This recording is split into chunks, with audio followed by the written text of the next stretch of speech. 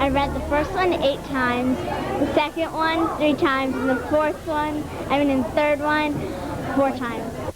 So does the hubbub over Harry Potter seem outlandish, or do parents have a real argument here? Well, joining us now from Columbia, South Carolina is Steve Mounts.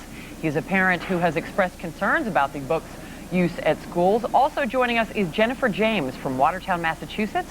She is a children's book buyer for Wordsworth Books. All right, Mr. Mounts, let me start with you. These are #1 books on the bestsellers list, winner of the National Book Award in the UK. Kids love them. So what do you find particularly objectionable about these books? The thing that we found, my wife and I found objectionable, was it was being read aloud to our son in his class. And there were things that we believe had a religious connotation to them. Witchcraft, Wicca, which the Supreme Court has now said is a religion. The IRS has given it religious status. The military's got Wicca chaplains.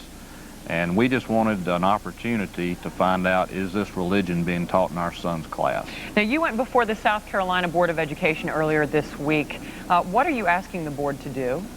We asked them to review the book for religious content, for violence. In this post-Columbine era that we're living in, we felt like with kids living out their fantasies, this book may have potential for that. Jennifer James, let me go to you now. What do you like about the Harry Potter books? What value do they have, do you think? I think they're some of the greatest books written for children. They're full of adventure and fantasy, and every kid loves them. All right, well, let's take a look at a couple of passages from the book here. This is from Book 1. "See what I have become," the Fae said, "mere shadow and vapor. I have form only when I can share another's body. But there have always been those willing to let me into their hearts and minds. Unicorn blood has strengthened me these past weeks." Yikes, unicorn blood? Jennifer, you hear that and you think, well, maybe Mr. Mounts has a point here. I think it's just fantasy.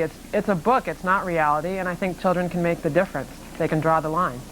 Well, Steve, that's a good point. Don't you think that 4th and 5th graders are smart enough to be able to distinguish? Don't you think your son knows the difference between fantasy and reality?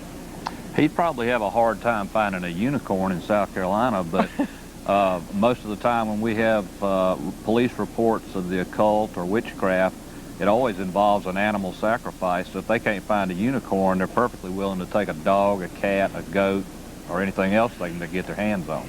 Well, Steve, the author says these are moral books, and I want to play some sound from when she was on the Today Show yesterday, if we can roll that. Do we have that?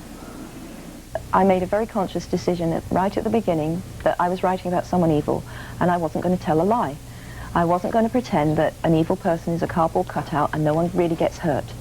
Okay, if you're writing about evil, I think you genuinely have a responsibility to show what that means. And that's why I'm writing them the way I'm writing them. I think they're I think they're very moral books. Steve Mounts, there seems to be some merit in what she just said. How can you argue with that?